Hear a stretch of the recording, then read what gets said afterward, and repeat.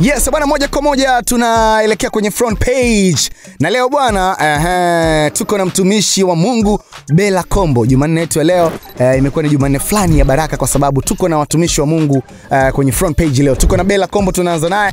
Naamini wengi sana sikukuu ya Pasaka waliitumia vizuri na kila mtu aliweza kuitumia katika namna yake. Ila sisi kama Wasafi tuliitumia sikukuu ya Pasaka kwa ajili ya kutoka kwenda kumshukuru Mungu, kwenda kutafakari namna ambavyo Mwokozi wetu, Bwana wetu Yesu Kristo alivyoweza kufufuka. Sasa bwana, kulikuwa kuna tamasha kubwa kabisa la mtoko wa Pasaka ambalo lilifanyika pale Superdome Masaki na lilihudhuriwa na watu wengi sana, na ilikuwa ni baraka kubwa sana kwa sababu kulikuwa kuna waimbaji mbalimbali wa muziki wa Injili, akiwepo ndugu yetu Bella Kombo ambaye muda wote amekuwa ni mwanamuziki bora sana ambaye amekuwa akifanya vizuri sana especially kwenye muziki wa live tunapozungumzia swala la muziki wa Injili.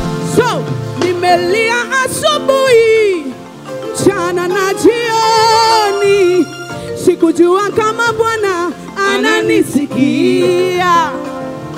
Nikaomba, nikafunga, nikakata tamaa leo.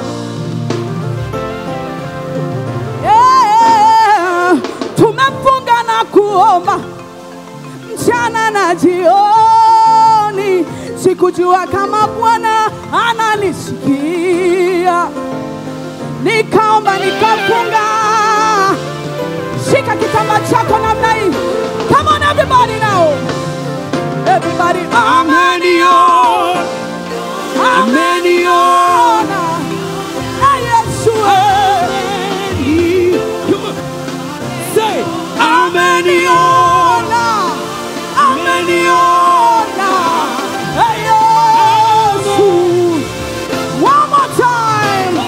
Ameniona, ameniona, na mimi Yesu.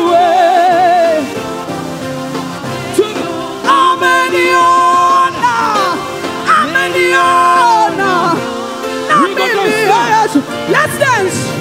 Everybody, everybody.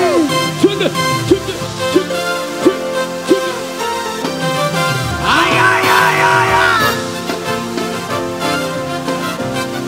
We're gonna shoot.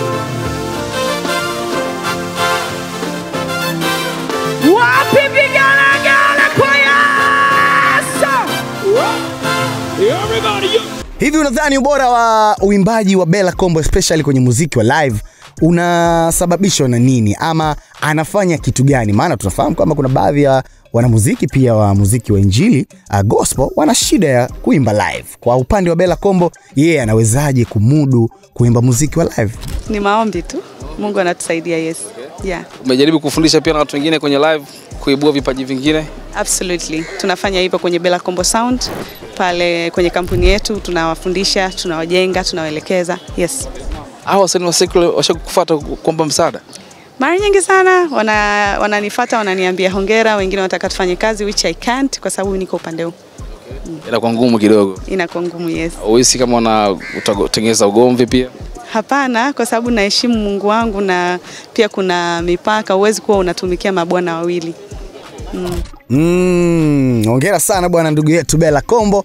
Bella Kombo anakuambia bwana yeye ameshafuatwa mpaka na waimbaji wa muziki wa secular kwa ajili ya kufanya naye kazi especially kwenye swala zima la muziki wa live na nini na vitu vingine kama hivyo, lakini kwa upande wake anamheshimu Mungu wake ambaye anamtumikia. Yuko tayari kuchanganya mambo ya michanganyo.